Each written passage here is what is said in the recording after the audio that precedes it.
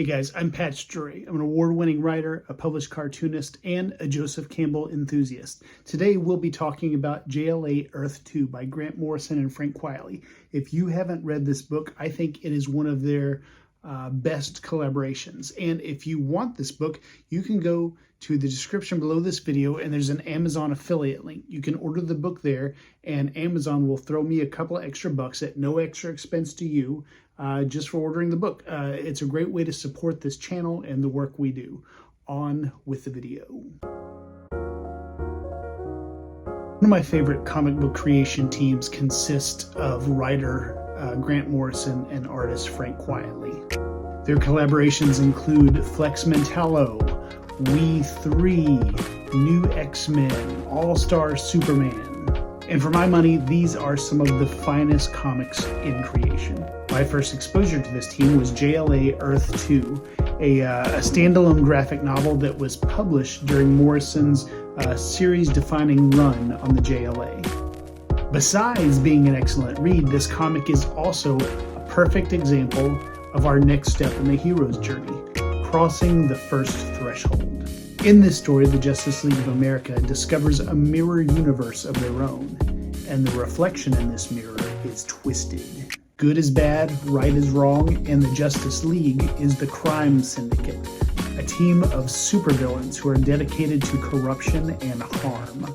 The Justice League is alerted to the existence of this universe by the good and heroic version of Lex Luthor from that universe that came to them to enlist their help. Helping Luthor and facing off against their evil doppelgangers requires the Justice League to cross a threshold. Traveling to this universe requires the Justice League to board a ship of Luthor's creation and, in his words, reverse backwards across the matter-antimatter membrane.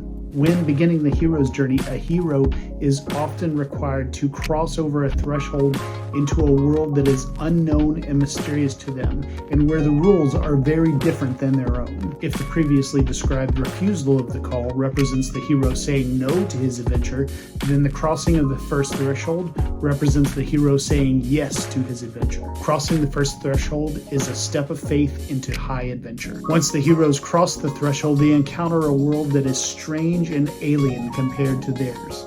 In the book, when the JLA first arrives on the counter Earth, Green Lantern Kyle Rayner is shocked to see one of the citizens kicking a dog in the streets. Lex Luthor explains to him that kind of behavior is just kind of normal on that planet. Batman was shocked to learn that on this Earth, his father, Thomas Wayne, wasn't dead, but was actually Gotham's police commissioner and was locked in a life-and-death battle with that planet's version of Batman. According to Joseph Campbell, the world on the other side of the threshold represents our unconscious, a shadow life that we could have lived. The hero crosses the threshold with the intention of collecting a boon from that shadowland and then taking it back to his normal world in order to change his world. But the world isn't the only thing that gets changed.